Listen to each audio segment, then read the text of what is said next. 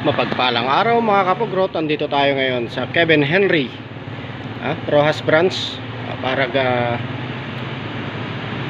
mag change oil. Si ADV 150 naka 500 kilometers na siya, so kailangan nang mag change oil. Ayan,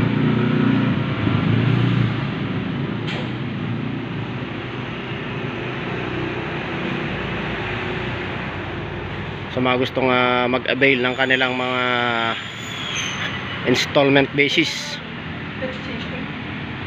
Ayan, meron sila. Marami silang pagpipilian dito, mga Honda, Suzuki, Yamaha.